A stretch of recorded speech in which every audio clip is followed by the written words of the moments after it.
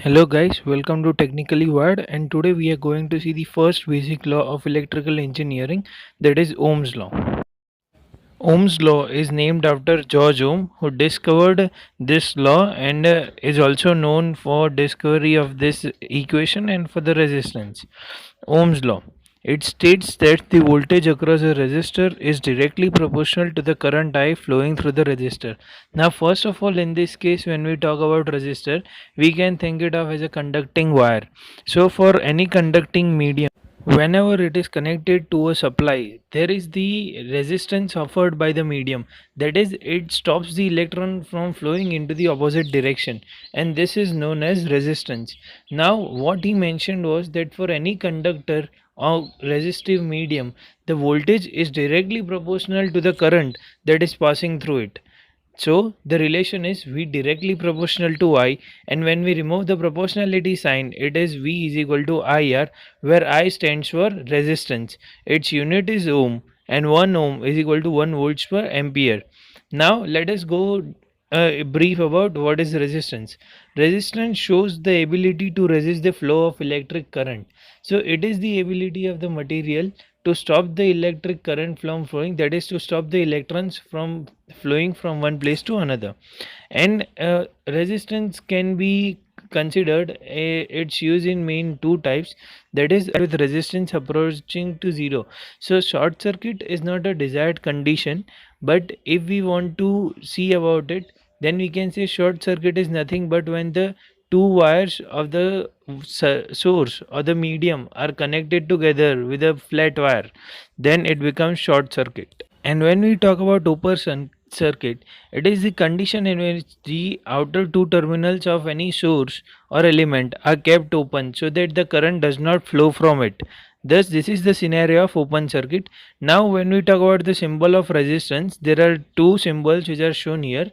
The first one is the fixed resistance.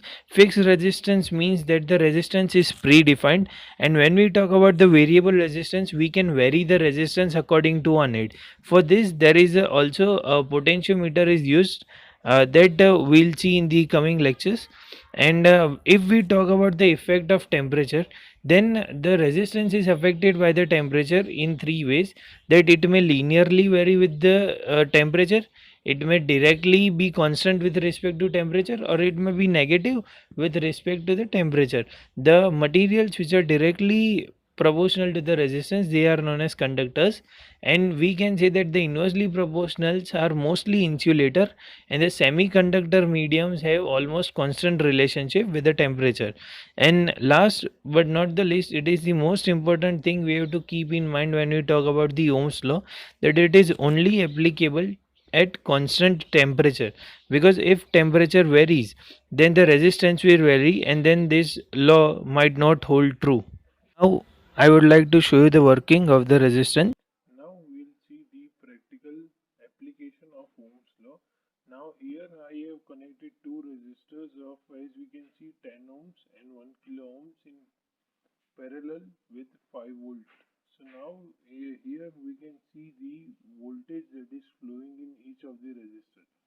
For resistor of 1K, we can see that it is 5 milliampere, and for 10 ohms it is 500 milliampere or zero point 0.5 amperes.